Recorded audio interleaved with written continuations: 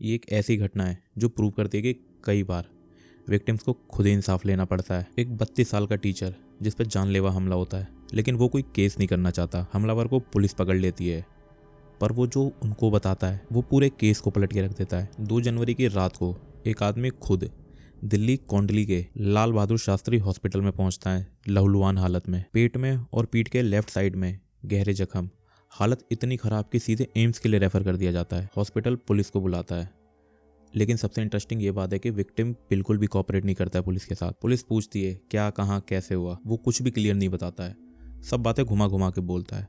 Police को लगता है कुछ तो गड़बड़ है। इस घायल आदमी का नाम है जयप्रकाश, पेशे से टीचर। कोई मदद ना मिलने पे पुलिस हादसे के समय के सारे सीसीटीवी को चेक करती है। लगभग 150 को चेक करने के बाद कोंडली पुल के एक फुटेज में जयप्रकाश साइकिल से जाता दिखता है। पीछे एक बच्चा था, उम्र लगभग 13-14 साल। लेकिन 23 मिनट बाद जयप्रकाश वहां से वापस आता है। तब वो अकेला था और घायल था। पुलिस उस बच्चे की तलाश करती है। पुलिस उस 14 साल के बच्चे को ट्रेस करती है और उसके पेरेंट्स के सामने सवाल करती है। लड़का पुलिस को बताता है कि जयप्रकाश उसका प्राइवेट ट्यूशन टीचर है और उस दिन वो दोनों ट्यूशन से वापस जा रहे थे। तभी अचानक नाला रोड के रास्ते में एक अनजान आदमी चाकू से हमला करता है, लूटपाट करता है और वहां से भाग जाता है। सब कुछ नॉर्मल लगता है, एक नॉर्मल रॉबरी का केस। लेकिन इसके अंदर कुछ ऐसी बात थी जो भी बाहर आनी बाकी थी, जिसके बारे में पुलिस को पता लगाना था। अपने जवाब में बच्चा कई बार लोकेशन इधर उधर कर देता है, टाइम फ्रेम को गलत बता देता है, जिससे कि पुलिस को उस बच्चे पे शक होता है और ऐसा लगता है कि वो कुछ छुपा रहा है। ना बच्चे से और ना ही उस घायल टीचर से पुलिस को कुछ भी सही पता लगता है। पुलिस जांच पड़ताल करती है।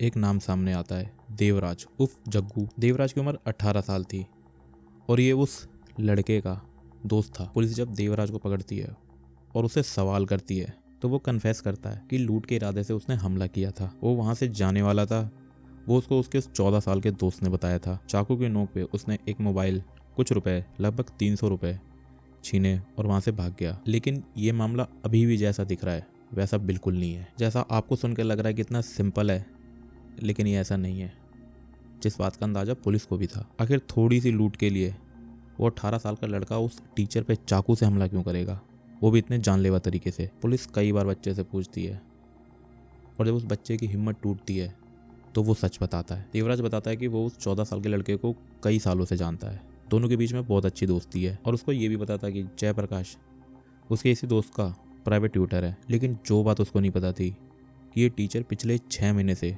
उसके उस 14 साल के दोस्त का सेक्सुअली अब्यूज़ कर रहा है। एक ऐसा इंसान जो पढ़ाने के लिए आता था, जिस पे बच्चे के पेरेंट्स आंख बंद करके भरोसा करते थे, उसने उस बच्चे की पूरी ज़िंदगी ख़राब कर दी थी। लेकिन इसके बारे में उस बच्चे ने अभी तक किसी को नहीं बताया था, ना अपने घर वालों को, ना ही अपने दोस्तों को। लेकिन कुछ हफ्तों पहले ही वो इस बात को अपने दोस्त को बताता है, देवराज को। जिस बात को सुनकर देवराज उर्फ जग्गू को काफ़ी गुस्सा आता है, जो नॉर्मल भी था।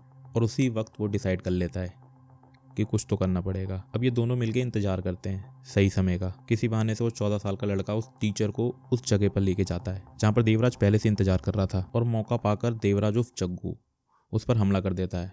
वो इस पूरे मामले को चोरी का रूप देते हैं, जिसके लिए वो उसका मोबाइल, कुछ पैसे छीनकर भग जाते हैं। यही वो राज है जिसको छुपाने के लिए जयप्रकाश पुलिस के पूछने पे भी उनको कुछ नहीं बताता है कि किसने हमला करा, क्यों करा। वो नहीं चाहता था कि कोई भी केस फाइल हो। अब इस पूरे मामले में कौन सही है और कौन गलत है, ये तो कानूनी फैसला करेगा।